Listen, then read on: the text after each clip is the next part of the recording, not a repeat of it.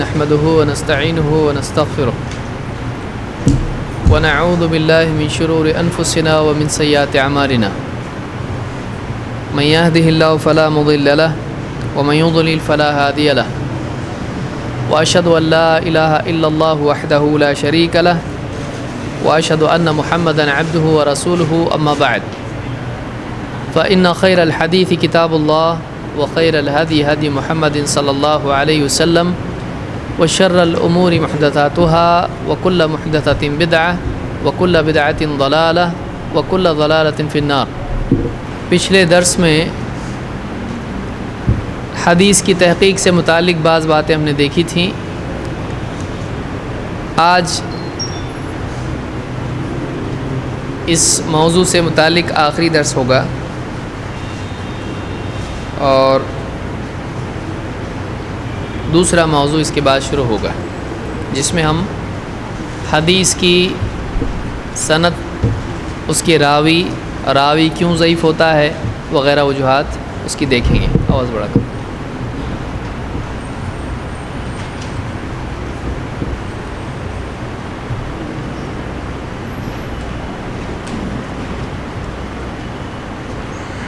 پچھلے درس میں ہم نے دیکھا تھا کہ صحابہ کس طرح سے حدیث کے سلسلے میں حدیث بیان کرتے وقت میں اور حدیث لیتے وقت میں احتیاط کرتے تھے۔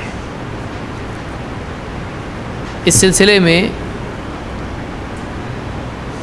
حدیث کے راویوں کی تحقیق ضروری ہے۔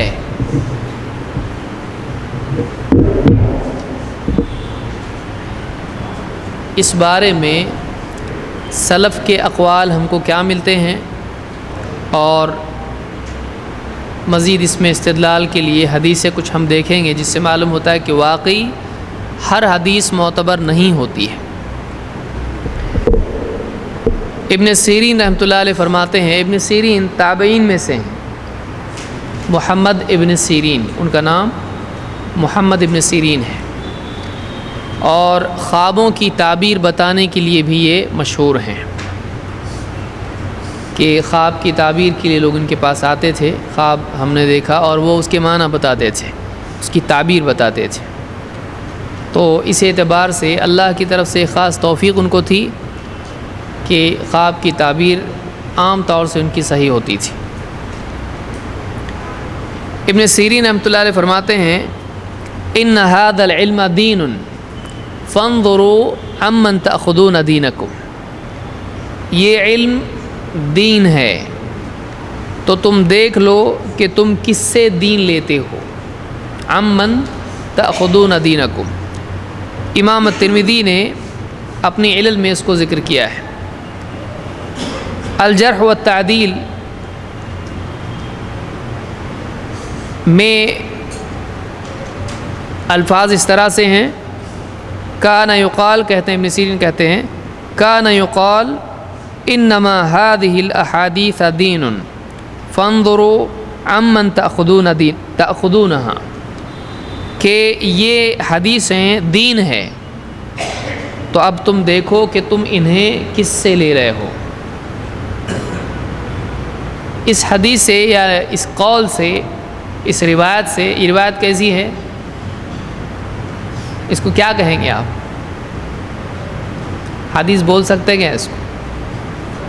بول سکتے ہیں؟ بول سکتے ہیں کہ نہیں بول سکتے؟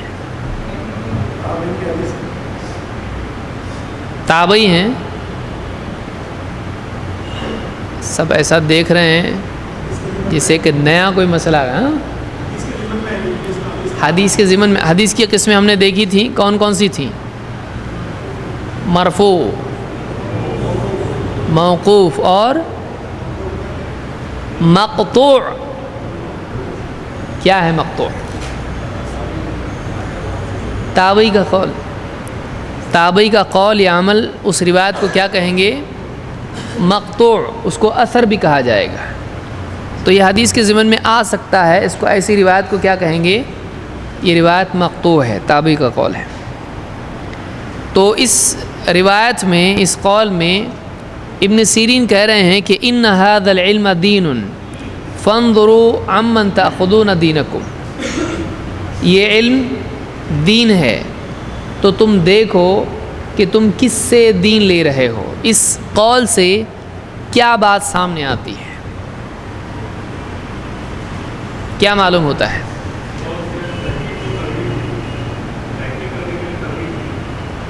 تحقیق کرنے کی ترغیب دی ہے۔ کیا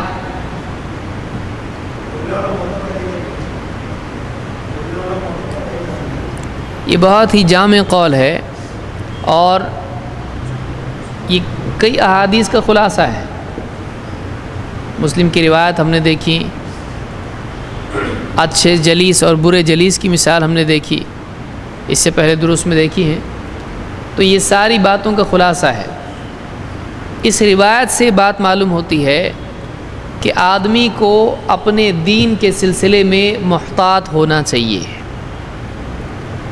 وہ دین کسی سے بھی نہیں لے، بلکہ وہ ایسے ذریعے سے دین لے جو معتبر ہو۔ دیکھیے، دو باتیں ہیں، اگر ان دو باتوں میں آدمی فرق نہیں کرتا ہے گمراہ ہوگا۔ ایک بات یہ ہے کہ حق بات کہیں سے بھی ملے قبول کر لینا چاہیے، اس کا انکار نہیں کرنا چاہیے، ایک یہ بات ہے۔ دوسری بات، حق کو اہل حق سے حاصل کرنا چاہیے۔ دونوں ایک ہیں یا الگ ہیں؟ الگ ہیں۔ کیوں الگ ہیں اور کیا الگ ہے؟ کون فرق بتائے گا اس کا؟ اور کون مثال کے ذریعے سے اس کو واضح کرے گا؟ پہلے تو واپس سے سن لیں جو صفحات میں تھے۔ حق بات کوئی بھی کہے اس کو قبول کر لینا چاہیے، جملہ نمبر 1 ہو گیا۔ نمبر 2، حق کو اہل حق سے لینا چاہیے۔ ان دونوں میں فرق ہے؟ آپ بولیے اب سوچ کے۔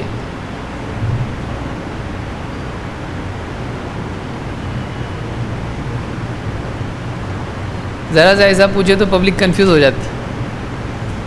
وہی بولا جو پہلے بولا تھا میں، دونوں میں فرق ہے۔ کیا فرق ہے اور کیسے اس کو سمجھائیں گے؟ کون بتائے گا؟ بتانے میں کوئی نقصان تو ہے نہیں۔ کھڑے ہو کے کون بتائے گا؟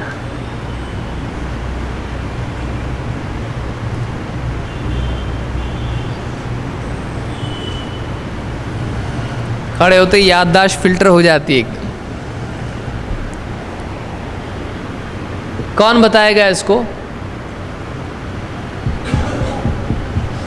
سمجھانا ہے۔ اگر کھڑے ہو کے نہیں بتا سکتے تو یہاں کے بتائیں۔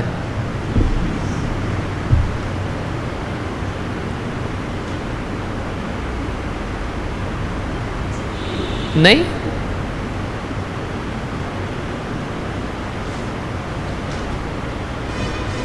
یا حسرتاً علی العباد۔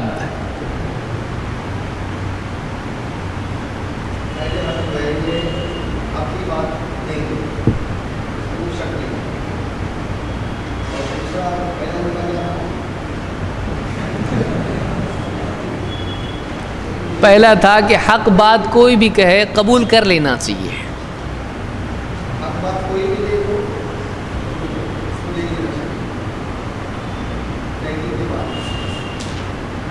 سمجھائے گا کون اس کو؟ ایک تو ہے بیان کرنا بعینی ہی، جملہ کیا تھا؟ دوسرا ہے واقعی کیا فرق ہے دونوں میں۔ اگر کوئی آدمی آپ سے پوچھے یہ دو بتاؤ ذرا ہم کو، سمجھنا نہیں ہم کو، تو آپ کیا بولو گے؟ واپس ریپیٹ کرو گے؟ اس کو کیا سمجھائیں گے آپ؟ جیسے میں آپ سے پوچھوں بھائی یہ بات میرے کو ذرا سمجھاؤ، دونوں میں فرق ہے کہ نہیں ہے؟ کیا کون بتائے گا؟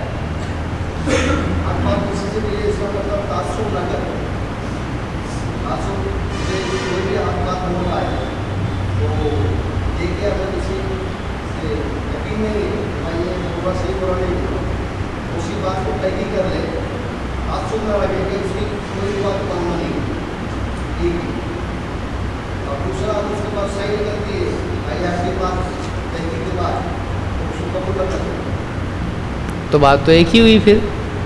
اگر گمراہ کی بات حق ہے تو تحقیق کر کے قبول کرے، اہل حق کی بات ہے تحقیق کر کے قبول کرے. بس تو قانون ایک ہوا ہے اس میں کہ تحقیق کر کے حق بات قبول کریں. تو دونوں الگ کیسی ہوئی پھر؟ آپ لوگ تو بول رہے تھے الگ ہے دونوں. یعنی پھر بھائی کا، چاچا کا، نانا کا، سب کا معاملہ الگ، یعنی الگ ہو جائے گا. یعنی ایک ہی آدمی سے علم حاصل کریں گے، کہیں سے بھی کر سکتے ہیں.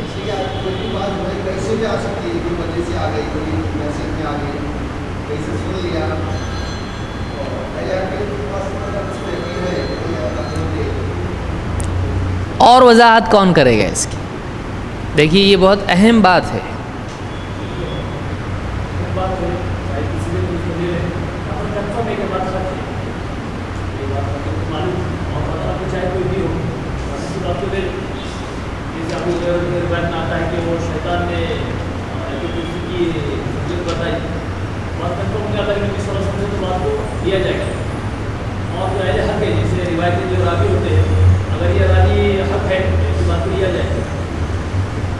کیا یہ بات صرف روایت پر فٹ ہوتی ہے؟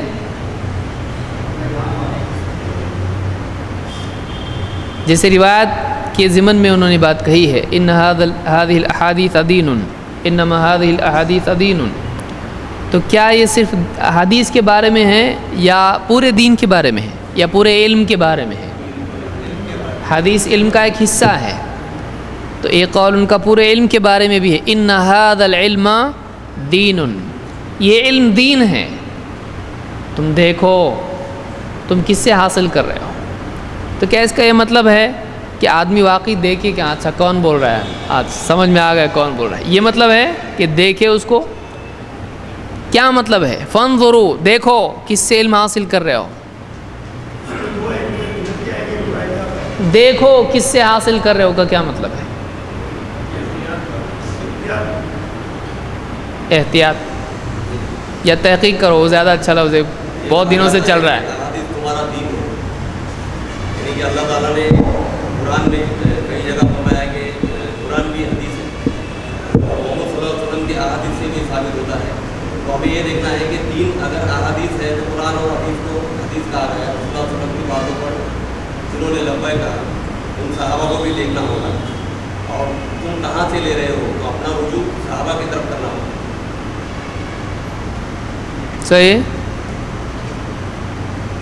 پہلے تو سمجھا گیا. بات بول رہے ہیں وہ جزئی طور پر جا کے جڑتی ہے کہیں نہ کہیں، لیکن یہاں واقعی جس بارے میں ہم بات کریں، اس لیے دیکھیے کلام کا سمجھنا بہت اہم چیز ہے. پھر اس سے اتنا ہی اہم سمجھانا ہے. پہلے سمجھے کیا؟ ان هذا العلم دین فانظروا عمن تاخذون دینکم. اب سنیے اس کو، سمجھیے اس کو. ابن سیرین رحمۃ اللہ علیہ کہہ رہے ہیں کہ علم کے سلسلے میں لینے میں احتیاط کرو. ایسے لوگوں سے لو جو قابل اعتبار ہوں، ایسے لوگوں سے مت لو جو قابل اعتبار نہیں ہیں. یہ علم دین ہے. تو جیسا تمہارا علم ہوگا، علم سے کیا چیزیں ہوتی ہیں؟ آدمی کا عقیدہ بنتا ہے. عقیدے کی بنیاد کس پر رہتی ہے؟ علم پر. اور عمل، عبادات، حلال و حرام، منہج، اس سب کی بنیاد کس پر ہوتی ہے؟ علم پر. تو اگر علم میں بگاڑ آ گیا تو عقیدے میں بگاڑ آئے گا، عبادات میں بگاڑ آئے گا، حلال و حرام کا فرق ہو جائے گا، اصولوں میں بگاڑ آ جائے گا. تو یہ علم جو تم لے رہے ہو، جیسے کہ حدیث ہے مثال کے طور پر، تو یہ علم تمہارا دین ہے.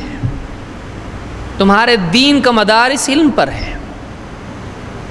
تو علم اگر صحیح نہیں ہوگا تو دینداری بھی آدمی غلط کو صحیح سمجھے گا، صحیح کو غلط سمجھے گا. کیوں؟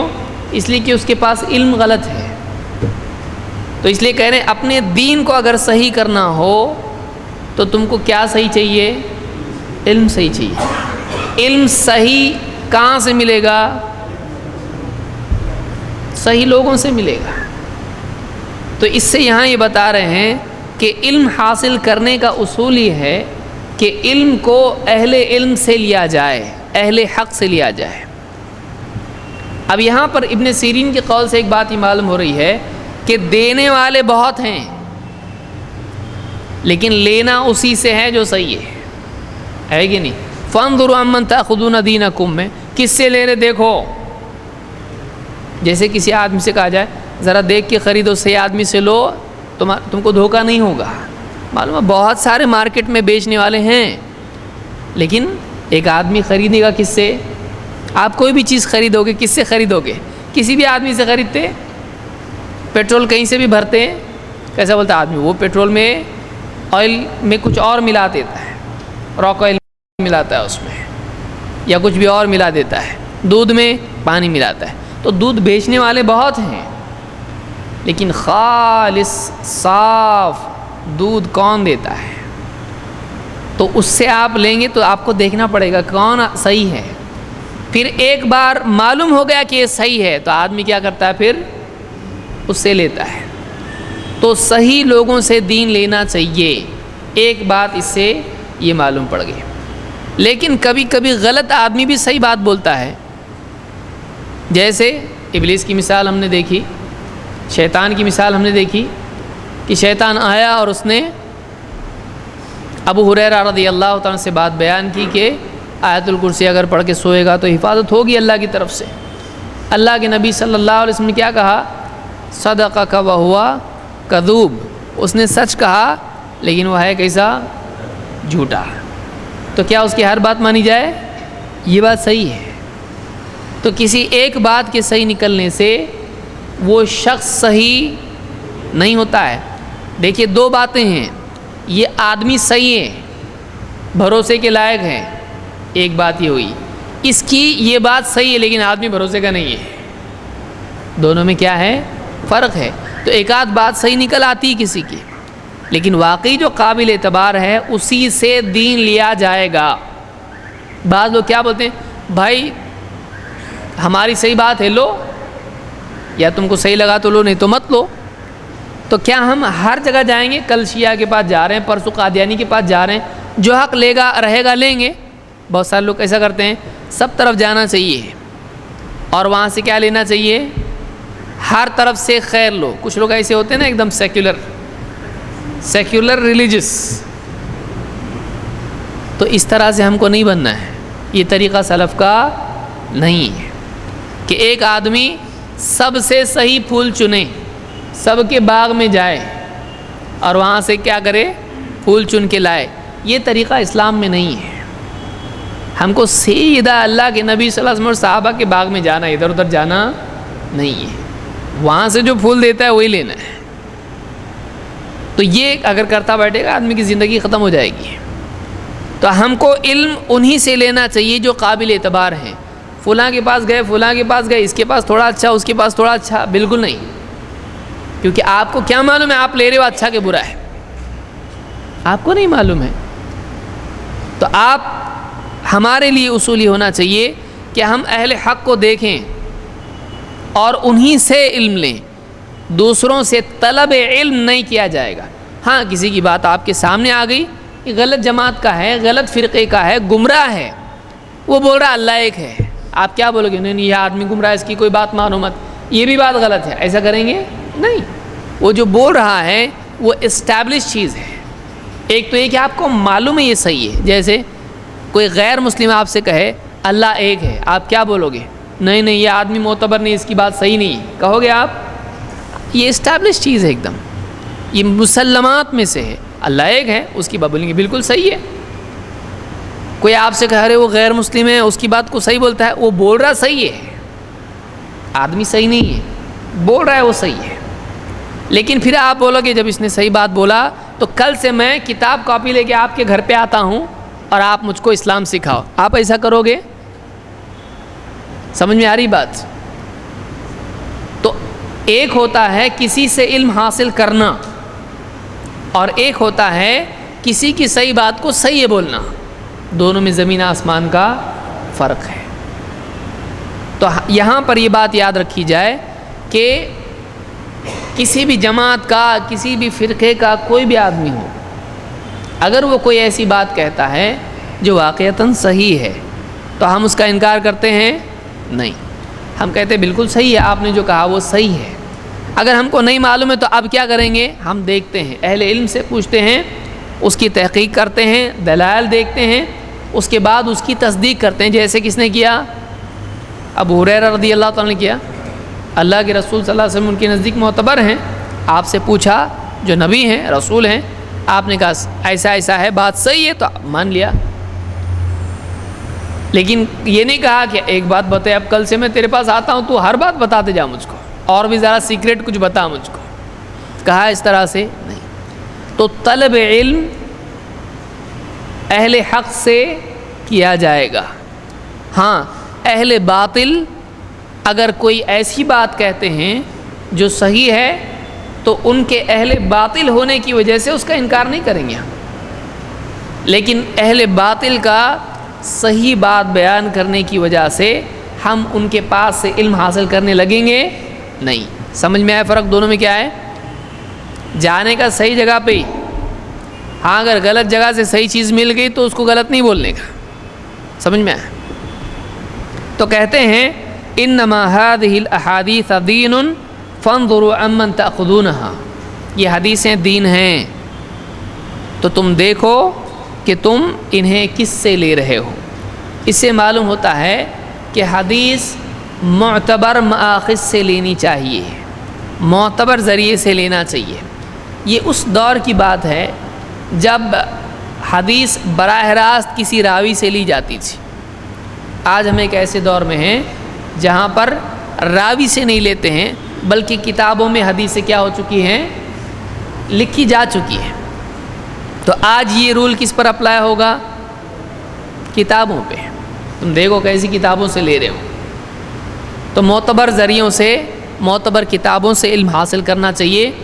ایسی کتابیں نہیں پڑھنا چاہیے جس میں علم غلم ساری باتیں ہوں، بلکہ ایسی کتابیں پڑھنا چاہیے جس میں واقعی تحقیق کے ساتھ لکھنے والے نے باتیں لکھی ہیں۔ سمجھ میں آئی بات؟ ٹھیک ہے۔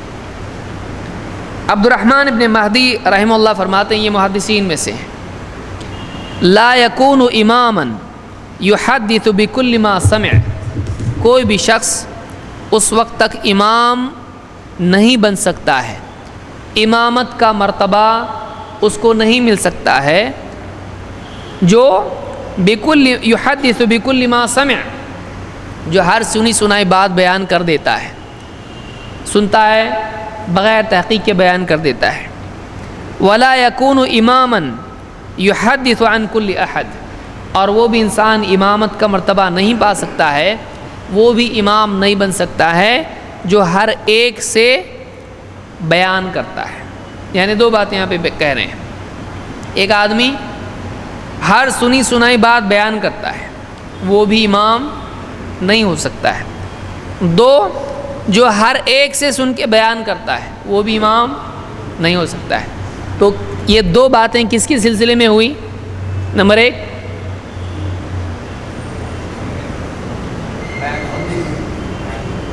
ایک، زور سے امامت کی، چلو ٹھیک ہے، ہر جملے میں امام کا لفظ آئے۔ امام کس کو کہتے ہیں؟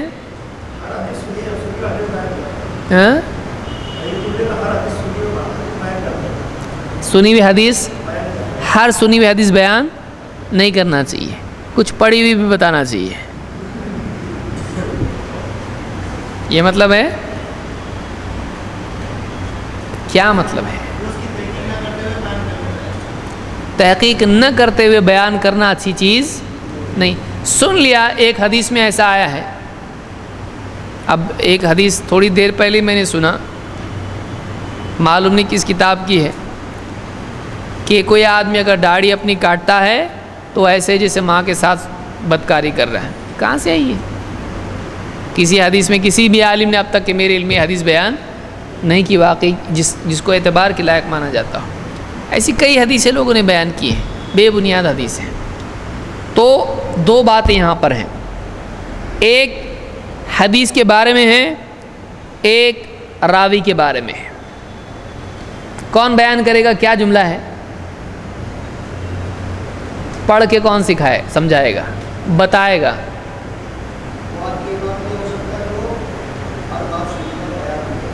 ہر بات سن کر بیان کرے، یا اس کو کیسے کہا جائے گا؟ ہر سنی سنائی بات، ہر سنی سنائی، یعنی وہ امام نہیں ہو سکتا جو ہر سنی سنائی بات بیان کرے، ایک۔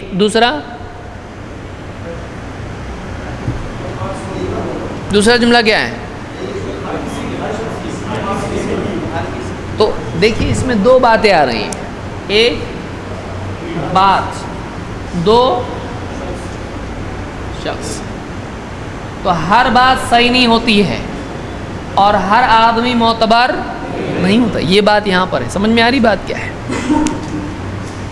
کہ جو آدمی ہر بات سنتا ہے بیان کرتا ہے، تو ایک ایسا ہے لیٹر باکس کی طرح ہے، کوئی اس کے پاس فلٹرنگ نہیں ہے، جو بھی آدمی جو بھی خبر دے دے پورے عالم میں نقارہ یہ بجاتا ہے، سب کو پہنچاتا ہے۔ تو ایسا آدمی غلطی کرے گا، کیونکہ کبھی بات صحیح ہوتی ہے کبھی نہیں ہوتی ہے۔ تو ہر بات سنی سنائی جو بیان کرے وہ آدمی امام ہے؟ وہ تو عام آدمی ہے، وہ امام نہیں، وہ عام ہے۔ امام کس کو کہتے ہیں؟ امام جو نماز پڑھائے، صحیح؟ چار امام۔ امام کا مطلب کیا ہے؟ بہت سارے لوگوں نے تم لوگ امام کو نہیں مانتے، اچھا امام کا مطلب کیا ہے؟ بولے یہ دیکھو یہی تمہاری غلطی، بہت ڈیپ جاتے تم لوگ۔ امام کا مطلب کیا ہے؟ امام کا مطلب حاکم۔ چلیے آپ دیکھتے ہیں کیا کیا آتا ہے۔ امام کا مطلب رہنما، لیڈر، ذمہ دار، امیر صاحب، ہاں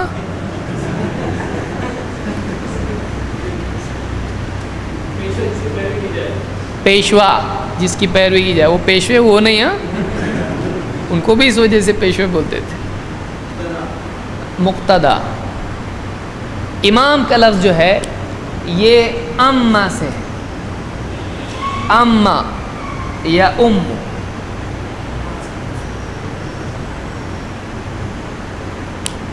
کسی کے آگے ہونا، جیسے لیڈر کا میننگ ہے، پیشوا کا میننگ ہے، مقتدا کا میننگ ہے۔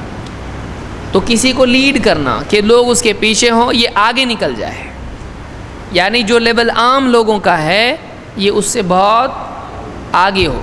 جیسے قرآن میں اللہ نے یہ لفظ استعمال کیا کئی جگہوں پر، مثال کے طور پر دعا ہم کو سکھائی، وَجَعَلْنَا لِلْمُتَّقِينَ اماما، اے اللہ ہم کو متقین کا کیا بنا؟ امام۔ اب سب دعا کریں گے ایسی تو سب لیڈر ایسا امام ہوں گے؟ امام وہ معنی میں نہیں، یہاں پر امام کس معنی میں ہے؟ دوسروں کے لیے اتنا اچھا ہم کو بنا کہ متقین ہم کو دیکھ کے اپنے تقویٰ کو صحیح کریں،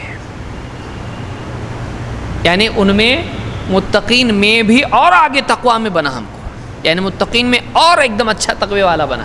تو اس میں آگے نکلنے کی میننگ ہے، ایک دوسرے سے آگے بڑھنا۔ تو یہاں پر متقین کا امام ہم کو بنا ہے، امام اسوا کے میننگ میں یہاں پر ہے، اور جو دوسروں سے آگے ہو تو اس کو کیا کہتے ہیں؟ امام۔ تو کسی بھی فیلڈ میں، چاہے فقہ کا مسئلہ ہو یا حدیث کا مسئلہ ہو، اس کے ماہر کو کیا کہتے ہیں؟ امام، جو اس کا ایکسپرٹ ہو، اور امامت کا درجہ اس کو ملتا ہے۔ کون دیتا ہے؟ اہل علم کے بیچ میں معروف ہو جاتا ہے کہ یہ بہت بہت اونچا آدمی ہے، علمی اعتبار سے 1 لاکھ حدیث سے اس کو یاد ہیں، اور ایسا ہے، اس کو حافظ، اس کو امام، یا اس طرح کی آگے کے القاب اس کو ملتے ہیں۔ تو وہ آدمی امام نہیں بن سکتا ہے جو ہر سنی سنائی بات بیان کرے اور جو ہر ایک سے بیان کر دے۔ تو معلوم ہوتا ہے کہ آدمی کو 2 چیزوں کی صلاحیت اس میں ہونا چاہیے، ایک راوی کو جانچنا، 2 بات کو پرکھنا۔ سمجھ میں کیسے سمجھتے ہیں؟ دیکھیے ہم کو سمجھ میں آنا چاہیے، الفاظ صاف ستھرا کرنے آنا چاہیے اس کو۔ ایک بولنے والے کو پرکھنے کی صلاحیت ہونا چاہیے، 2 بولی ہوئی بات کو پرکھنے کی صلاحیت اس میں ہونا چاہیے۔ ایسا ہوتا ہے بات صحیح ہوتی ہے، بولنے والا غلط ہوتا ہے، ہوتا کہ نہیں ہوتا ایسا؟ کبھی ایسا ہوتا ہے بولنے والا صحیح ہوتا ہے، بات غلط ہوتی ہے، ایسا بھی ہوتا ہے۔ تو جو محدث راویوں کو بھی پرکھتا ہے، یہ آدمی صحیح، یہ آدمی صحیح نہیں، یہ معتبر نہیں ہے، ایک، اور پھر معتبر سے لیتا ہے، غیر معتبر سے نہیں لیتا ہے، یا لے کے اس کو ٹوکری میں رکھتا ہے، اس کو رکھو، بتائیں گے دیکھو یہ اس کی روایتیں ہیں، تو پرکھ کے راویوں کو پرکھتا ہے۔ دوسرا یہ کہ باتیں صحیح راوی سے بھی غلطی ہوتی کہ نہیں ہوتی؟ ہوتی ہے۔ معتبر راوی ہے، بہت دیندار ہے، تقوی والا، بہت روتا ہے اللہ سے ڈر کے، لیکن روایت میں غلطی کرتا ہے، تو صرف اس کے بھروسے پہ اس کی بات کو لے لیا؟ نہیں، اس کی بات لی، لیکن بات میں غلطی جب دکھائی دے تو اس کے اندر اتنی صلاحیت ہونا چاہیے کہ اس کی روایت کی بھی غلطی پکڑے دوسری روایت سے ملا کر۔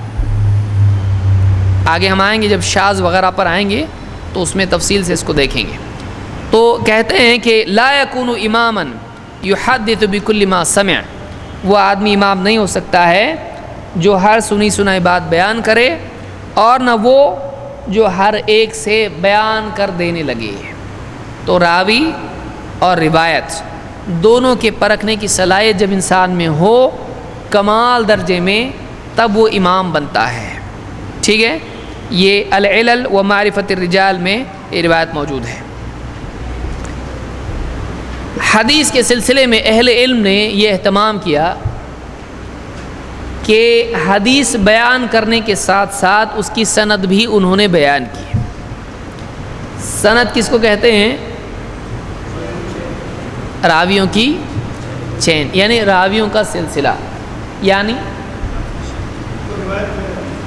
جو روایت کریں، کس نے کس سے سنا، کس نے کس سے سنا، ہوتے ہوتے اصل قائل تک، اصل بولنے والے تک بات جا کے پہنچنا، وہاں سے یہاں تک بات کیسے آئی، تو اس چین کو، پائپ لائن کو کیا کہتے ہیں؟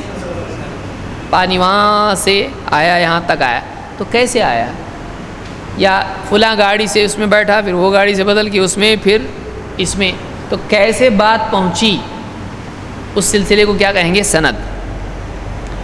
عبداللہ ابن مبارک رحمہ اللہ فرماتے ہیں الاسناد عندی من الدین۔ عبداللہ ابن مبارک امام البخاری کے اوپر کے اساتذہ میں سے ہیں اور بڑے اہل علم سے گزرے ہیں۔ الاسناد عندی من الدین ولولا الاسناد لقال من شاء ما شاء فاذا قیل له من حدثك بقی۔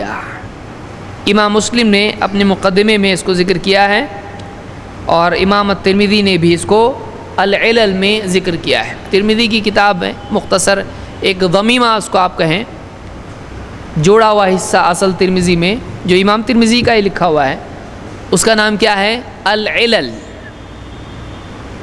العلل کا مطلب کیا ہے؟ علل کس کی جمع ہے؟ علیل کی۔ علل جمع ہے علت کی، علتن، علت کے معنی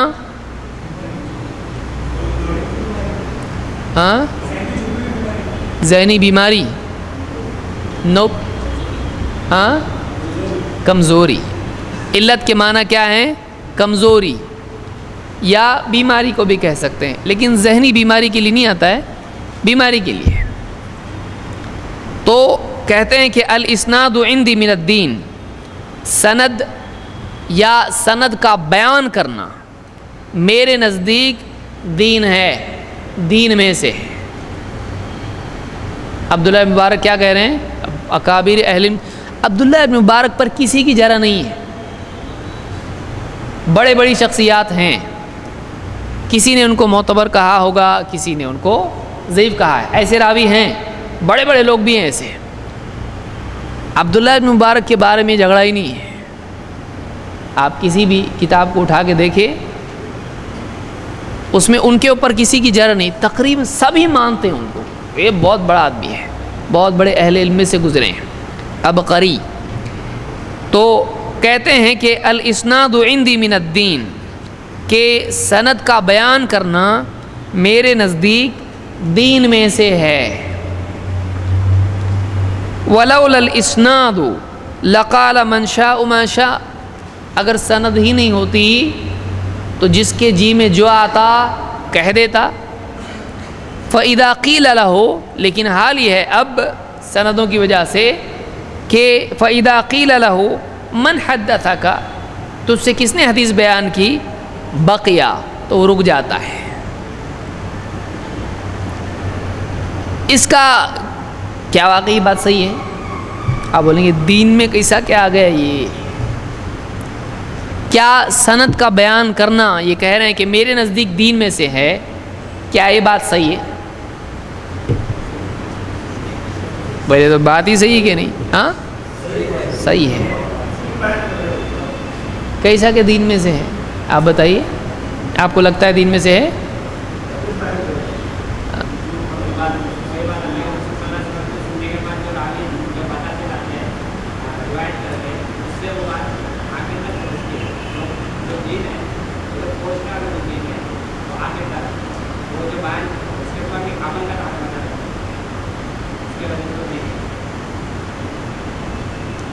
تو اگر وہ بات بغیر سند کے بیان کر دی جائے تو اس پہ عمل نہیں کرے گا آدمی؟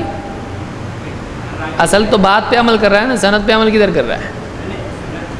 اگر کوئی آدمی سند چھوڑ کے اگر اس کو بات بتا دے تو دین نہیں ہے، یعنی حدیث بیان کرنا دین نہیں ہے، سند بیان کرنا دین ہے۔ کچھ بول رہے ہیں؟ ہاں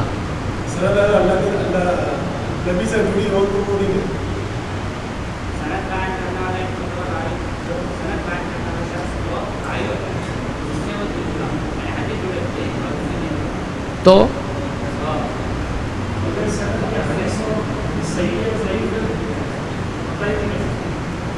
ہاں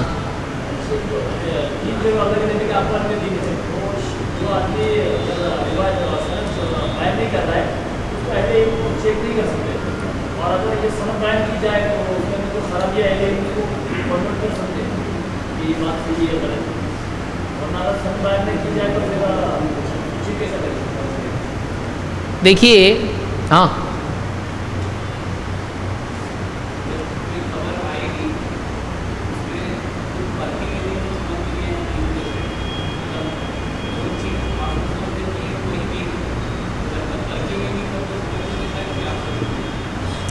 صحیح ہے، بات تو آپ لوگوں کی سب کی صحیح ہے، لیکن یہ اجتہادات ہیں، دلیل کہاں ہے؟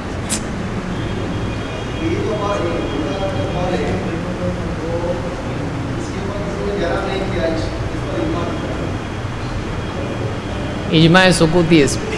اچھا چلو، کہیں کچھ نہیں ملا تو اجماع مل جاتا آپ لوگ، بات صحیح ہے۔ ہاں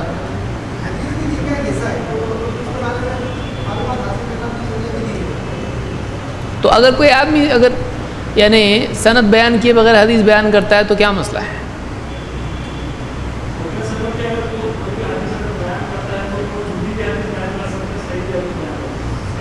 آرگیومنٹ صحیح ہے۔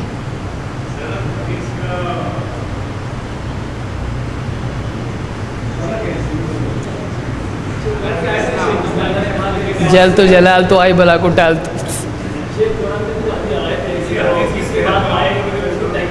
بالکل۔ قرآن میں اللہ نے کہا ان جاءکم فاسق بنبأ فتبینوا، اگر کوئی فاسق تمہارے پاس خبر لے کر آئے تو اس کی کیا کرو؟ تحقیق۔ جب راوی ہی نہیں ہوگا تو تحقیق کیا کریں گے؟ سمجھ میں آیا؟ اب کبھی راوی ایک ہوگا، کبھی دو، کبھی تین، کبھی چار، سمجھ میں آ رہا ہے؟ راوی مطلب اللہ نے کیا بتایا، کوئی خبر لے کے آئے تو ایک تو یہ کہ ڈائریکٹلی خبر آئے گی۔ اب ایک راوی آیا آپ کے پاس، اب سمجھ لیجیے، اس کو اچھے سے سمجھ لیجیے۔ ایک راوی آپ کے پاس آیا، اب اس نے بتایا ایسا ایسا ہوا، اس سے آپ نے پوچھا تو تھا وہاں پہ؟ نہیں، مجھ کو فلاں نے بتایا۔ تو اب آپ بولیں گے میں نے اس کو چیک کیا، بس ہو گیا نا، ابھی چلے گا؟ خبر تو ادھر سے آئی ہے، تو آپ کو کیا کرنا پڑے گا؟ وہ کیسا ہے چیک کرنا پڑے گا۔ آپ نے اس سے پوچھا، مثلاً ایک سادی مثال، ہم پریکٹیکل مثال لیتے ہیں. آپ نے اس سے پوچھا تجھ کو کس نے بتایا؟ بولے گا مجھ کو تو فلاں نے بتایا ہو. آپ اس کے پاس گئے، آپ نے پوچھا تو نے دیکھا ہو؟ نہیں، مجھ کو فلاں نے بتایا. جا کے دیکھا تو وہ آدمی جھوٹا ہے. تو اگر آپ ان 3 پر بھروسہ کر لیتے تو اس چوتھے آدمی تک آپ پہنچتے نہیں. تو معلوم ہوا کہ آپ کو اصل قائل تک پہنچنا ضروری ہے. کیونکہ ایسا ہوتا ہے کہ ایک سچا آدمی غلطی سے کسی ایسے آدمی سے نقل کرتا ہے جو معتبر نہیں ہوتا ہے. تو اصل مسئلہ چاہے ایک آدمی سے آپ سنیں 50 سے سنیں، سمجھ میں آ رہی بات؟ یعنی اصل مسئلہ باقی رہے گا. وہ خبر لانے والا پہلا، دوسرا، تیسرا، چوتھا، پانچواں، پورے لوگ جب تک کہ معتبر نہیں ہوتے ہیں اللہ کا حکم باقی رہے گا کہ ایک آدمی ہے، اس نے دیکھا اور آ کے بتایا. اس ایک آدمی کو آپ نے چیک کیا، مسئلہ حل ہوا کہ نہیں ہوا؟ ہو گیا. لیکن کبھی ایسا نبی کے بارے میں ایسا ہوتا ہے؟ سمجھ میں آ رہی بات؟ آپ کی زندگی کے واقعے میں ہو سکتا ہے ایک آدمی ہو، لیکن اللہ کے رسول صلی اللہ علیہ وسلم کے بارے میں کیا ایک آدمی نے سنا بول دیا اور لکھ دیا؟ ایسا ہوا نہیں. ایک نے دوسرے سے، دوسرے نے تیسرے سے، اس طرح سے ہو رہا ہے. تو اب آپ کو کیا کرنا پڑے گا؟ ہر آدمی کو چیک کرنا پڑے گا، یا پہلے کو چیک کیے ہو گیا میرا کام اور باقی سند کو سلام؟ چلے گا نہیں. بلکہ آپ کو اب کیا کرنا پڑے گا؟ ہر آدمی کو چیک کرنا پڑے گا. تو ایک تو یہ بات معلوم ہوئی، ہر راوی کو چیک کرنا ضروری ہے. اس کی دلیل کیا ہے؟ ان جاءکم فاسق بنبأ فتبینوا، تحقیق کرو.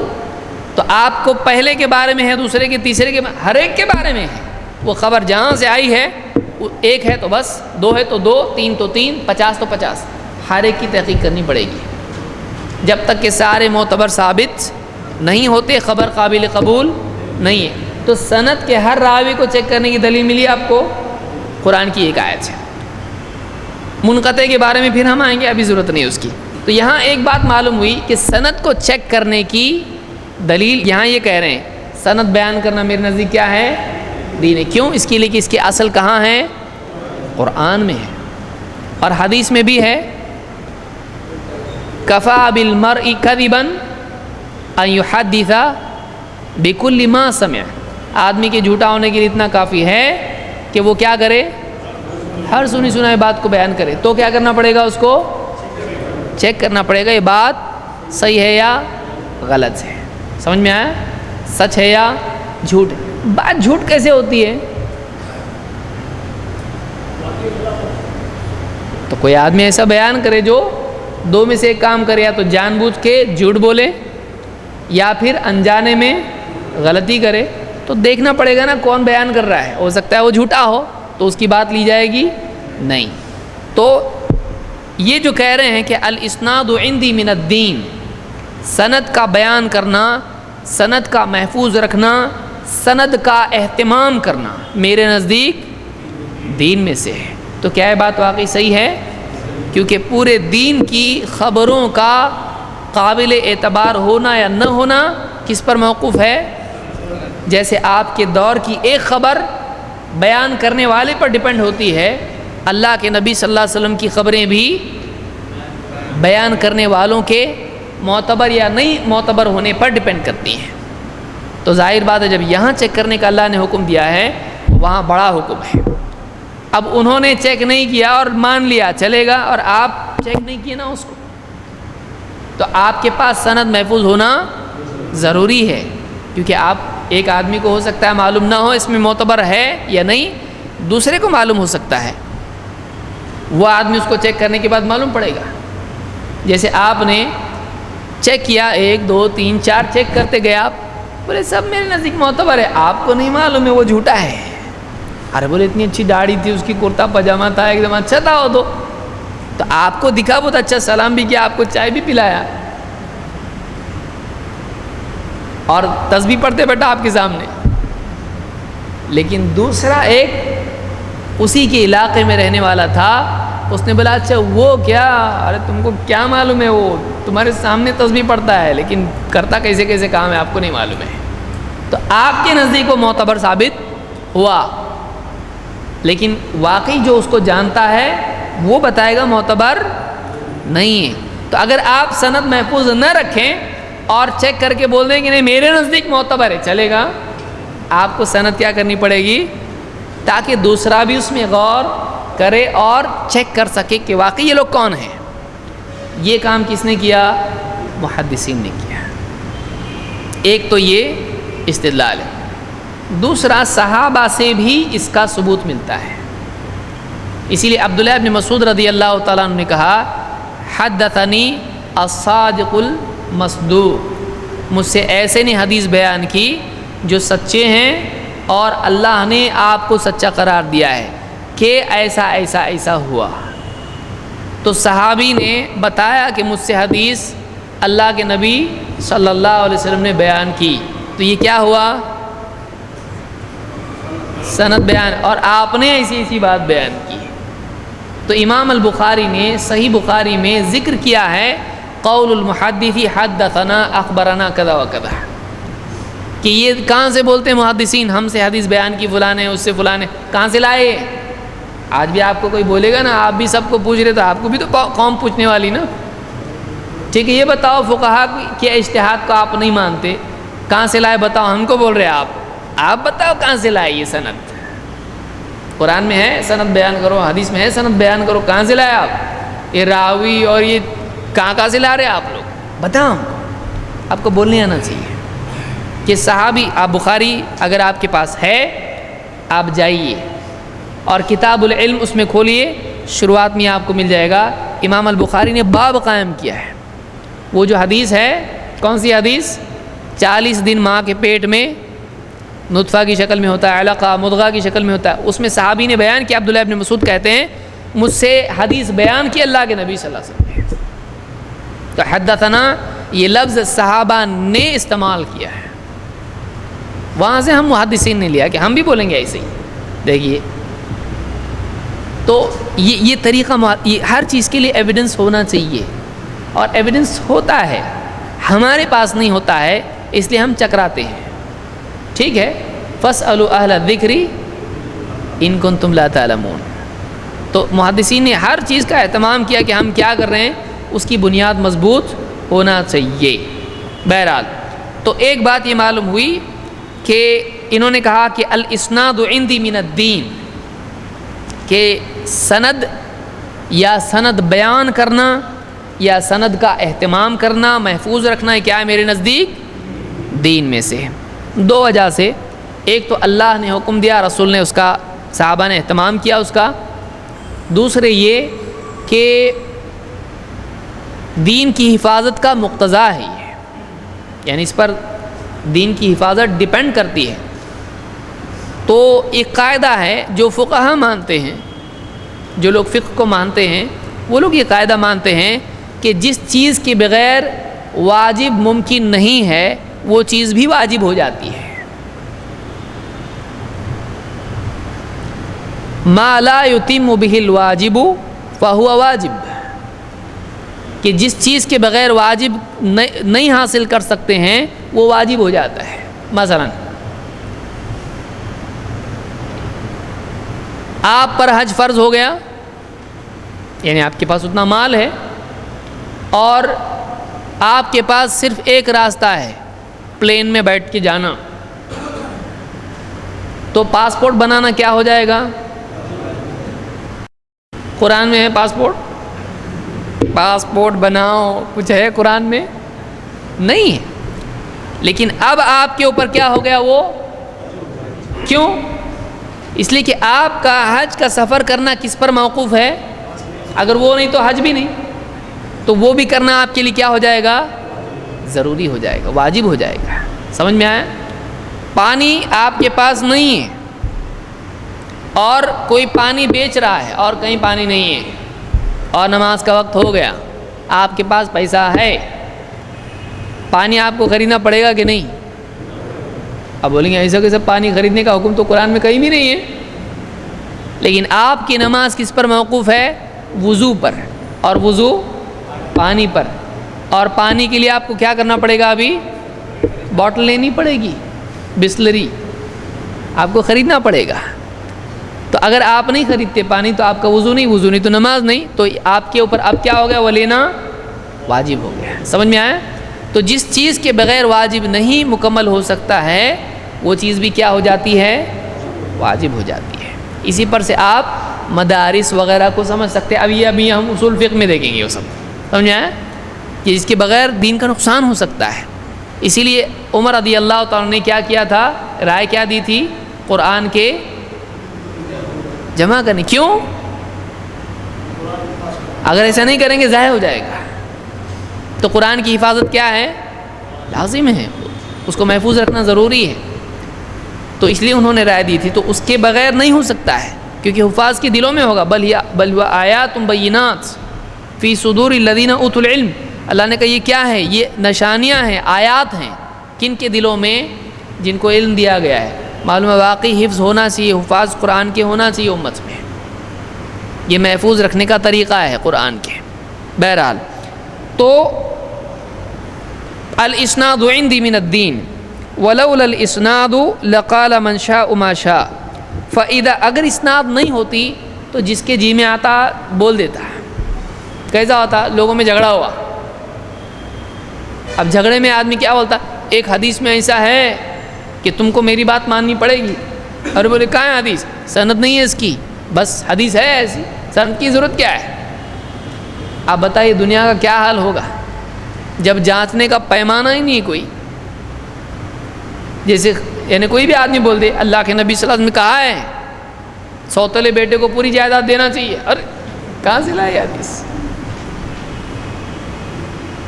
تو کچھ بھی حدیث آدمی بیان کرنا شروع کر دے گا. بڑے بیٹے کو ڈبل دینا چاہیے میراث میں سے, سب سے زیادہ بڑے بیٹے کو ملنا چاہیے. کوئی بھی کچھ بھی کرے گا. پھر اپنی حدیث میں ہے ایسا, کون سی حدیث ہے, ہیلو سنو میں دے رہا ہوں ابھی تازہ. تو جو آدمی جس کے جی میں آئے, آپ بتائیے چیک کیسا کریں گے آپ حدیث. کوئی آدمی لکھ دیا کتاب میں اللہ کے رسول صلی اللہ علیہ وسلم نے فرمایا ایسا ایسا ایسا ہے. اب آپ بولو رسول کا نام آیا, پہلے انگوٹھا چوما, بعد میں ماننا ہے. اب کیا کریں گے آپ بتائیے. کوئی چیک کر, رسول کی بات نہیں مانتا ہے تو چیک کیسا کریں گے. لولا الاسناد لقال من شاء ما شاء, کہ اگر سندیں نہیں ہوتی, سند کا اہتمام نہیں کیا جاتا, جس کے منہ میں جو آتا بول دیتا. حدیث کا نام بنا کے, نبی کا نام بنا کے کچھ بھی بول دیتا. کہتے اسی لیے کہتے ہیں کہ فَإِذَا قِيلَ لَهُ مَنْ حَدَّثَكَ بَقِيَ. لیکن جب اس سے پوچھا جاتا ہے ٹھیک ہے حدیث ہے نہیں, تم سے کس نے بیان کی بتاؤ ذرا ہم کو, تو رک جاتا ہے. کیوں؟ کسی کا نام دے گا, دو میں سے ایک ہوگا. اب یہ جھوٹ بول رہا ہے اگر مثلا, یا تو معتبر کا نام دے گا یا تو غیر معتبر کا نام دے گا. صحیح, معتبر کا نام دے گا تو جا کے پوچھیں گے آپ نے حدیث بیان کی, بولیں گا نہیں بالکل نہیں, میں اللہ کی پناہ میں کیوں بیان کروں ایسی حدیث. یہ جھوٹا ثابت ہو گیا. غیر معتبر کا دے گا, اچھا وہ بیان کیا گیا, وہ تو معتبر ہی نہیں ہے, گئی حدیث. تو فَإِذَا قِيلَ لَهُ مَنْ حَدَّثَكَ, جب اس سے پوچھا جاتا کون بتایا تیرے کو حدیث, بتا, بقیہ, رک جاتا ہو. اب کیا ہو گیا, پھنس گیا, مثلا پھنس گیا, بقیہ رک جاتا ہے وہ. تو آج بھی کسی سے کوئی حدیث بیان کیا, ارے حدیث میں ایسا بھی آیا ہے, کون سی کتاب میں حدیث ذرا بتائیں گے. وہ ایک کتاب میں ہے, کوئی تو بھی لال کتاب ہے, کوئی ہری کتاب ہے. یا ہم نے سنا بڑوں سے, کون بڑے ہو ذرا نام بتاؤ, میں جا کے پوچھتا ہوں ان کو, فون کر کے پوچھتا ہوں ان کو. اب اتنے بڑے ہم کو کیا یاد رہتا ہے کس سے سنا, نہیں چلے گا. تو معتبر مآخذ سے علم حاصل کرنا چاہیے. یہ بہت اہم قول ہے جو عبداللہ ابن مبارک کا ہے. اس سے معلوم ہوتا ہے کہ سند کا اہتمام کرنا یہ واجب تھا اور آج بھی اس کا اہتمام کرنا لازم ہے ان لوگوں پر جو اس کا اہتمام کر سکتے ہیں.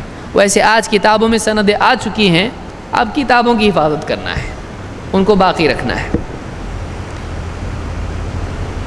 سفیان ابن عیینہ یہ بھی محدثین میں سے ہیں, فرماتے ہیں حدث الزہری یوما بحدیث ایک دن امام الزہری نے، زہری تابعین میں سے ہیں اور بخاری کے خاص راویوں میں سے ہیں، زہری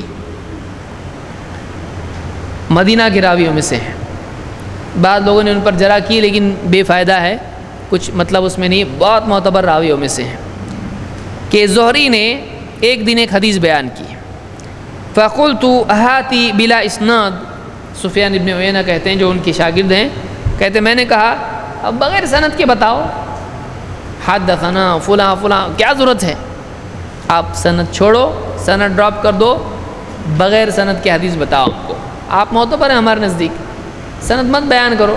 اب بتائیے زہری کون ہے؟ امام ہے، اور طبقے کے اعتبار سے کون ہے؟ طبقے کے اعتبار سے کون ہے؟ تابعی ہیں زہری۔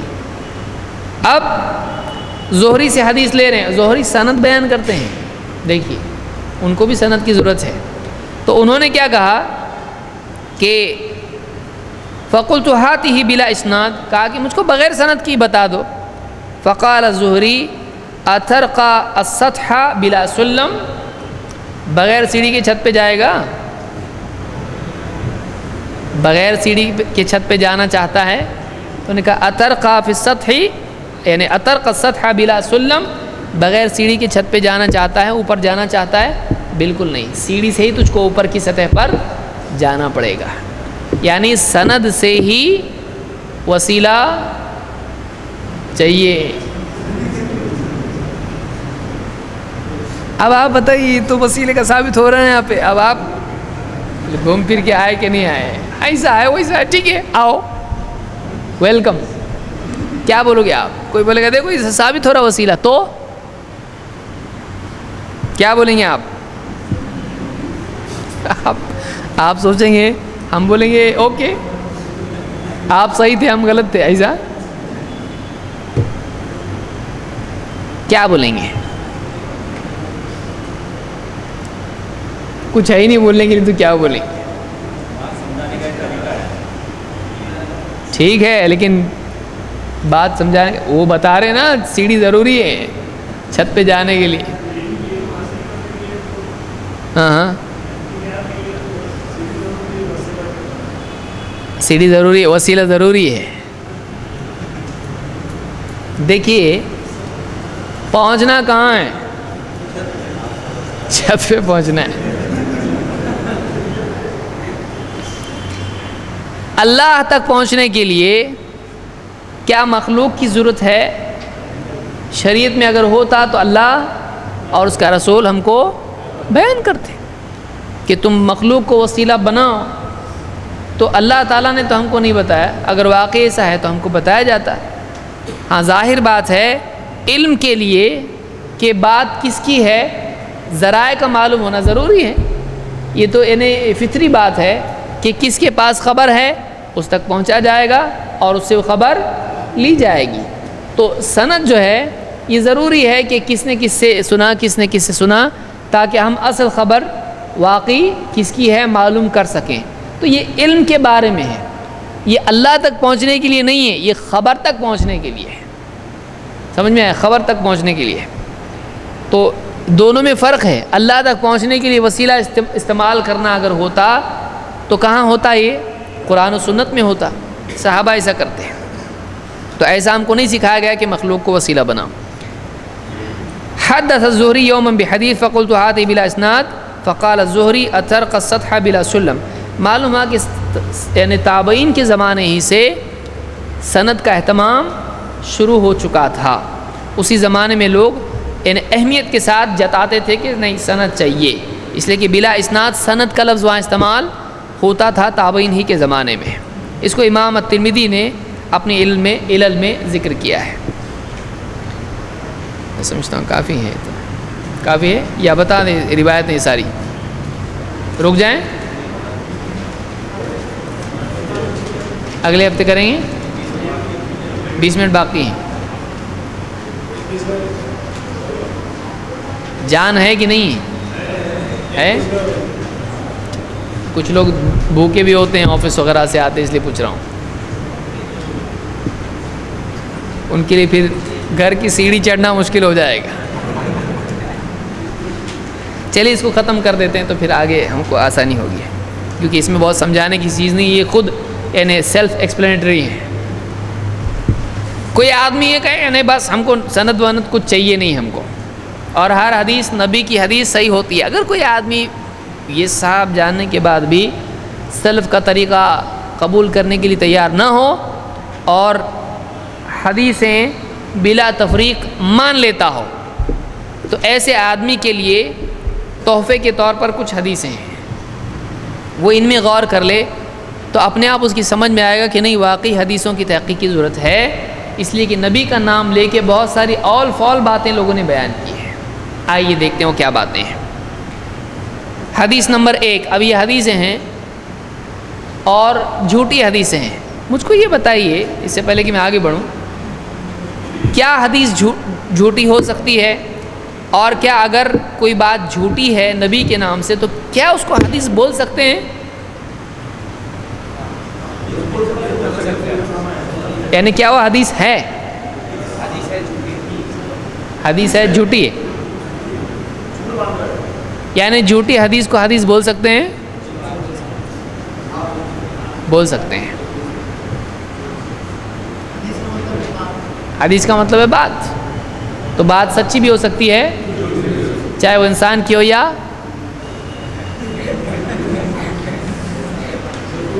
صحیح ہے. صرف انسان کی بات جھوٹی ہوتی ہے. تو نبی کون ہوتے ہیں؟ اصطلاح ہے. اب یہ تھوڑا علمی کچھ تو بولنے کا پھر لمبا ڈسکشن ہو جاتا ہے. حدیث جھوٹی ہو سکتی ہے اس لیے کہ اللہ کے نبی صلی اللہ علیہ وسلم نے خود کہا ہے کہ تمہارے پاس ایسی ایسی حدیثیں لائیں گے جو تمہارے بعد تو معلوم ہوا کہ وہ حدیثیں کیا ہوں گی؟ جھوٹی ہوں گی. آگے بڑھتے ہیں، ہم اس پہ زیادہ ڈسکس نہیں کریں گے. حدیث ہے اور یہ جھوٹی حدیثیں ہیں. رأیت ربی بمنا یوم النفر، نفر کے دن حج کے سیزن میں نے اپنے رب کو مینا میں دیکھا. علی جمل ازرق، ایک نیلے اونٹ پر. علیہ جبۃ صوف امام الناس، جبہ پہنے ہوئے لوگوں کے سامنے. کس کو دیکھا؟ کہاں؟ کس پر؟ اونٹنی پر. کیا پہنے ہوئے؟ تو یہ حدیث، یہ بھی حدیث ہے. اس کو تذکرۃ الموضوعات میں طاہر پٹھنی نے اس کو ذکر کیا ہے اور کہا کہ موضوع لا اصل لہ، یہ موضوع ہے، اس کی کوئی اصل نہیں. اس کی کوئی اصل نہیں یعنی اس کی کوئی سند ہی نہیں ہے. دوسری روایت سنیے، یہ بھی جھوٹی حدیث ہے. بعثت الی الناس کافہ، میں سارے لوگوں کی طرف بھیجا گیا ہوں، یعنی نبی اور رسول بنا کر. فإن لم يستجیبوا لی فإلی العرب، اگر سارے لوگ میری بات نہ مانیں تو پھر میں عرب کی طرف نبی بنا کر بھیجا گیا ہوں. فإن لم يستجیبوا لی فإلی قریش، اگر عرب بھی سب کے سب میری بات نہ مانیں تو پھر میں قریش کی طرف نبی ہوں. فإن لم يستجیبوا لی فإلی بنی ہاشم، اور اگر قریش بھی میری بات نہ مانے تو پھر میں صرف بنی ہاشم کی طرف نبی ہوں. فإن لم يستجیبوا لی فإلی وحدی، اور اگر بنی ہاشم بھی میری بات نہ مانے تو پھر میں صرف اپنی طرف ہی نبی بنا کر بھیجا گیا ہوں، یعنی میں میرے لیے نبی ہوں، کسی اور کے لیے نبی نہیں. تو پھر میری کوئی بات نہ مانے تو کوئی مسئلہ نہیں ہے، کیونکہ اس نے نبی کی بات نہیں مانا، اس کی طرف ہے ہی نہیں تو مانے گا کیوں؟ کیسی اوٹ پٹانگ باتیں ہیں. یہ حدیث ہے. طبقات ابن سعد میں یہ موجود ہے، ابن سعد نے اس کو روایت کیا ہے، یہ طبقات میں موجود ہے، الطبقات الکبریٰ. تو یہ موضوع روایت ہے، جھوٹی روایت ہے. اور ایک روایت سنیے پیش خدمت. من اذنب ذنبا، جو کوئی گناہ کر بیٹھے، فعلم ان اللہ تعالی قد اطلع علیہ، اور اس کو معلوم ہو کہ اللہ کو معلوم ہے کہ میں گناہ کر رہا ہوں، غفر لہ، اس کی مغفرت ہو جائے گی، وہ علم یستغفر، چاہے وہ استغفار نہ کرے، انہیں توبہ نہیں کرتا ہے، استغفار نہیں کرتا ہے، خالی اس کو اچھا اللہ کو معلوم ہے میرا گناہ، شراب پی رہا ہوں، جوا کھیل رہا ہوں، تو اگر اس کو صرف اتنا بھی معلوم ہو جائے کہ اللہ کو معلوم ہے میں گناہ کر رہا ہوں، چاہے وہ توبہ نہ کرے تب بھی گناہ کیا ہو جاتا ہے، کتنا اچھا ہے۔ تو ایجوکیٹ کرو اور گناہ گار بن جاؤ، سارا علم لے لو اور سارے گناہ کرو، خالی جانو اللہ کو معلوم ہے میں گناہ کر رہا ہوں، تو سب معاف ہو جائے گا۔ صحیح ہے؟ کیا ہے یہ حدیث ہے، اس کو امام الطبرانی نے روایت کیا ہے الصغیر میں، اور یہ جھوٹی روایت ہے۔ پھر من تعلم بابا من العلم لیعلمہ الناس ابتغاء وجہ اللہ، جس نے علم کا ایک باب سیکھا، یعنی ایک سبق سیکھا، لیعلمہ الناس، تاکہ لوگوں کو سکھائے، ابتغاء وجہ اللہ، اللہ کو راضی کرنے کے لیے، اللہ کے چہرے کی خاطر، اعطاہ اللہ اجر 70 نبیا، اللہ تعالیٰ اس کو 70 نبیوں کا ثواب دے گا۔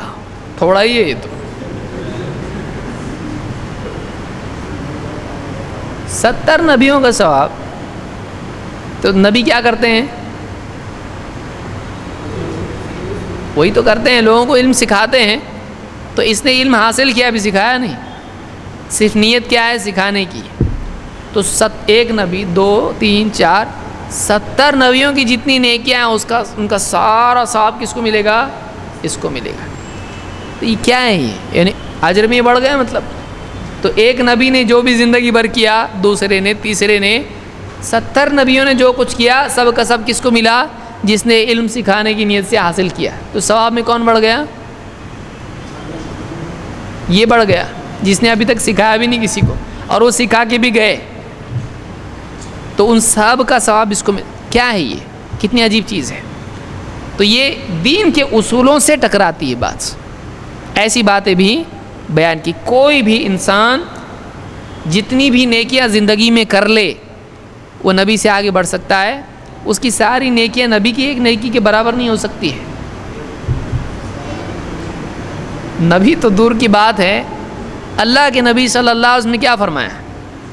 بخاری وغیرہ میں حدیث ہے کہ اگر بعد والے اگر احد پہاڑ کے برابر بھی صدقہ کریں تو صحابہ کے ایک مد یا اس سے کم کے برابر نہیں ہو سکتے، مٹھی بھر کے برابر نہیں ہو سکتے، تو صحابہ کی برابر ہی نہیں کر سکتا ہے بعد والا، تو آپ بتائیے نبی، اور 70 نبی، تھوڑا ہی بولا بولنے والے نے، اس کو 70 کیا کس گنتی آتی کہ نہیں معلوم نہیں اس کو۔ تو جھوٹی حدیثوں میں ایک عام یعنی بات یہ بھی ہوتی ہے کہ اتنا بڑا نمبر ہوتا ہے، اب بڑا بولنا تو ایک دم ہی بڑا بولو، وہ تو اچھا 70,000 نہیں بولا اس نے، 70 نبیوں کا ثواب، یہ بھی جھوٹی روایت ہے، اور تذکرۃ الموضوعات میں یہ حدیث موجود ہے۔ پھر ایک حدیث ہے جھوٹی، من حفظ علی امتی حدیثا واحدا کان لہ اجر احد و70 نبیا صدیقا، لو جو آدمی میری امت کے لیے ایک حدیث محفوظ رکھے، کیا کام کیا اس نے زندگی بھر میں؟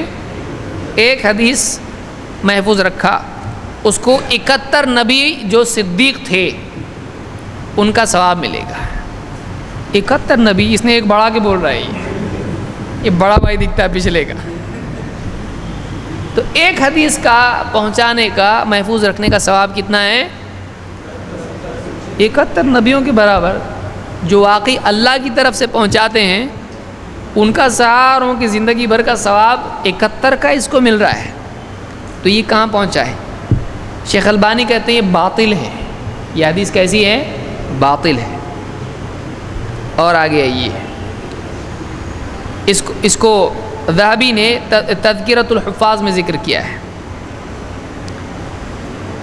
ایک اور حدیث ہے، من قرأ ربع القرآن فقد اوتی ربع النبوہ، جس آدمی نے 1/4 قرآن پڑھا، 1/4 یعنی 1/4، 4 حصوں میں سے ایک. روٹی آپ توڑتے ہیں نا 4 ٹکڑے کرنے، ایک ٹکڑا 1/4، 4 میں سے ایک ربع. جس نے 1/4 قرآن پڑھا، یعنی تقریباً کتنے پارے ہو گئے؟ 7.5. اس کو 1/4 نبوت مل گئی. ومن قرأ ثلث القرآن فقد اوتی ثلث النبوہ. جس نے 1/3 قرآن پڑھا اس کو 1/3 نبوت مل گئی. 1/3 زیادہ ہے 1/4؟ تو یہ فریکشنز آپ کو آتی کہ نہیں؟ 1/3 بڑا ہے کہ 1/4؟ 1/4 نا. کیسے؟ ہاں 3 میں سے 1 بڑا ہے یا 4 میں سے 1 بڑا؟ چلیے اچھا ہے، میتھس اچھا ہے آپ کا. ومن قرأ ثلثي القرآن فقد اوتی ثلثي النبوہ. جس نے 2/3 قرآن پڑھا اس نے 2/3 نبوت اس کو مل گئی. یعنی 3 میں سے 2 قرآن حصے پڑھ لیا اس نے، اس کو کتنے پارے ہو گئے؟ مطلب 20 پارے جس نے پڑھا اس کو 2/3 نبوت مل گئی. ومن قرأ القرآن فقد اوتی النبوہ. جس نے پورا قرآن پڑھ لیا اس کو پوری نبوت مل گئی، وہ نبی بن گیا، اس کو نبوت مل گئی. کیا ہے؟ تو قرآن پڑھنے سے کیا ملتی ہے؟ نبوت ملتی ہے. یہ روایت آداب حملت القرآن میں الآجری نے اس کو روایت کیا ہے، اور یہ جھوٹی روایت ہے. ضعیفہ میں شیخ البانی نے اس کو جھوٹی روایت کہا ہے. اس کی سند پہ بحث کرنے کی ضرورت ہے؟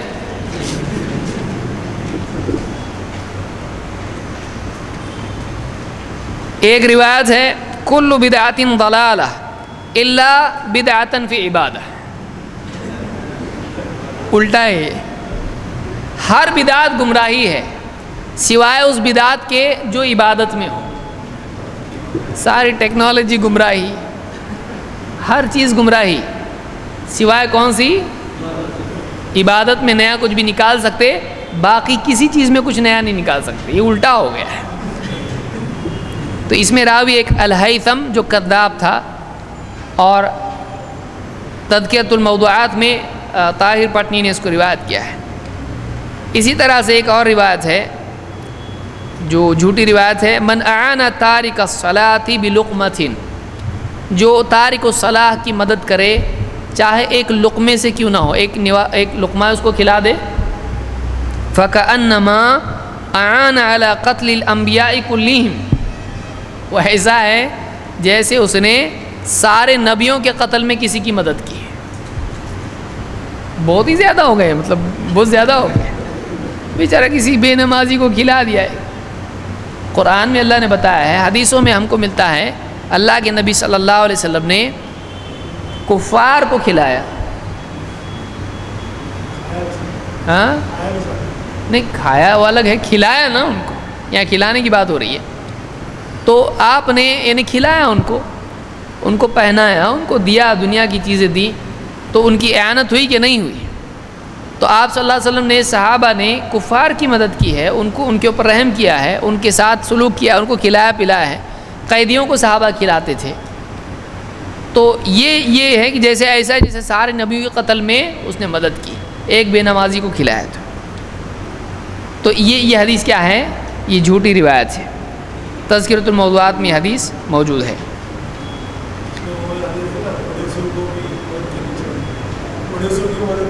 پڑوسی کی مدد کرنا چاہیے. وہی حدیثوں میں آیا کہ غیر مسلموں کی صحابہ نے اللہ کے نبی صلی اللہ علیہ وسلم نے مدد کی ہے. ان اللہ تعالی لا يعذب حسان الوجوہ سود الحدق.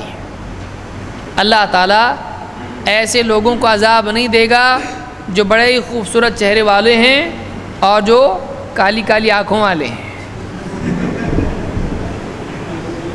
تو ایسے لوگوں کو عذاب ہوگا کیا؟ کیوں؟ خوبصورت ہے اس لیے. کیا ہے؟ تو یعنی خوبصورت لوگوں کا عذاب نہیں ہوتا، اور سب افریقہ والے بیچارے سب معذب ہیں. کہاں سے لائے؟ تو یعنی یہ اس طرح کی حدیثیں لوگوں نے گھڑی ہیں، جھوٹی حدیث ہے. حالانکہ اللہ کے نبی صلی اللہ علیہ وسلم کی حدیث خود کیا ہے؟ ان اللہ تعالی لا ينظر الى صورکم وَأَمْوَالِكُمْ وَلَكِنْ يَنْظُرُ إِلَىٰ قُلُوبِكُمْ وَأَعْمَالِكُمْ. اللہ تمہاری صورتوں کو اور تمہارے مالوں کو نہیں دیکھتا ہے، وہ تمہارے دلوں کو اور تمہارے اعمال کو دیکھتا ہے. تو صورتیں یعنی صورتوں کی بنیاد پہ فیصلے ہوں گے اللہ کی طرف سے. خوبصورت ہے تو جنت میں اور بدصورت ہے تو جہنم میں، یہ فیصلہ اللہ کی طرف سے نہیں ہے. ان اکرمکم عند اللہ اتقاکم. کتنی دلیلیں ہیں قرآن میں ہیں، حدیث میں ہیں. یہ بالکل بنیادی اصولوں سے ٹکراتا ہے. تو ان اللہ تعالی لا يعذب حسان الوجوہ سود الحدق. پھر اور ایک حدیث ہے کیا ہے، لا يدخل ولد الزنا الجنت ولا شيء من نسله الى 7 آباء. زنا سے پیدا ہونے والا بچہ جنت میں نہیں جائے گا، یہاں تک کہ 7 نسلوں تک نہیں جائے گا. یہ کیا ہے؟ یعنی بیچارہ کچھ گیا نہیں، اس کا قصور ہے کچھ، اس نے کیا غلطی کی، اس نے کیا گناہ کیا ہے. حدیث دوسری روایت اس بارے میں ہے کہ زنا سے پیدا ہونے والی اولاد پر کوئی گناہ نہیں ماں باپ کا، کیونکہ اسلام میں گناہ، یاد رکھیے، اسلام میں گناہ موروثی نہیں ہوتا ہے، گناہ کسبی ہوتا ہے.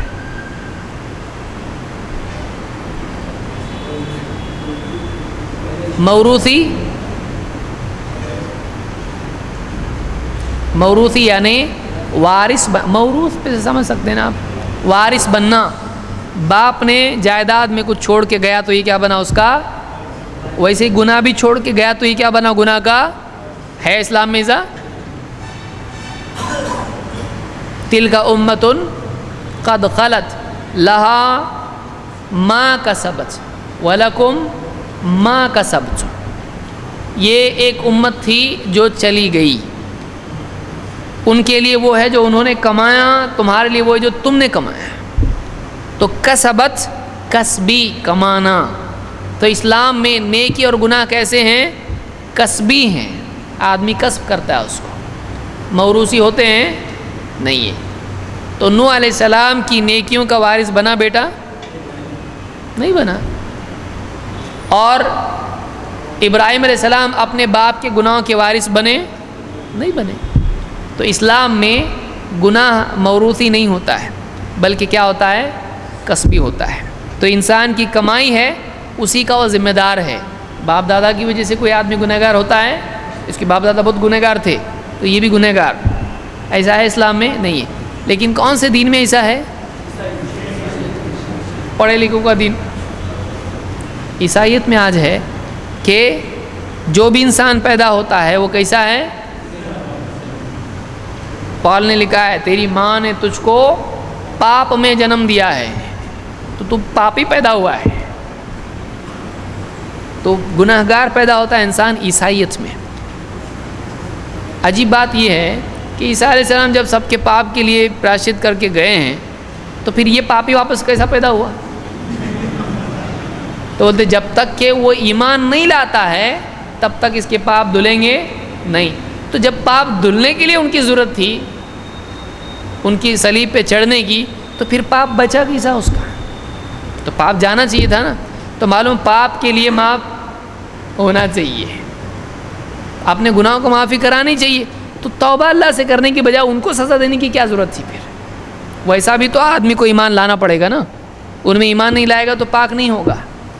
پھر اسلام میں کہ ایک آدمی ایمان لاتے ہی پاک ہو جاتا ہے، کسی کے مرڈر کی ضرورت نہیں ہے، کسی کے قتل کی ضرورت نہیں ہے.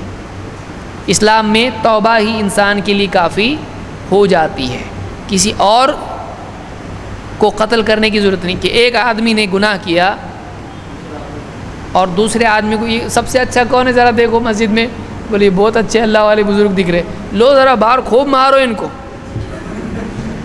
کیوں؟ بولے اس کو سزا ہوں گی نا تو اس کی معافی کے لیے ان کو خوب دھلائے کرو. ان کی تیار ہے نا چچا؟ ہاں تیار ہے، مارو خوب. کون سا طریقہ ہے یہ؟ کہاں سے آئے؟ اور پڑھے لکھے لوگ مانتے ہیں اور زندگی بھر سمجھتے ہیں کہ کیا ہے یہ، سمجھ میں نہیں آ رہا ہے کچھ. کہ ایک آدمی کے گناہوں کی وجہ سے دوسرے کو سزا دی جائے، وہ بھی رب العالمین جو انصاف والا ہے، عدل والا ہے، وہ ایسے آدمی کو کہے جو واقعی اللہ کا نبی پاک ہے گناہوں سے، تو سزا تو اس کو ہونا چاہیے جو گناہ گار ہے۔ کوئی اگر یہ بولتا کہ چلو اس کا سب سے گناہ گار کون ہے ڈھونڈو اس کو، تب تو بھی تھوڑا سوچنے جیسا معاملہ تھا، لیکن یہ تو بالکل بھی یعنی سوچنے جیسا بھی معاملہ نہیں ہے۔ تو اسلام میں اصول نہیں ہے، اسلام میں آدمی گناہ کا ذمہ دار خود ہے، اور وہ گناہ توبہ سے معاف ہو جاتا ہے، کسی اور پر گناہ نہیں ڈالا جائے گا۔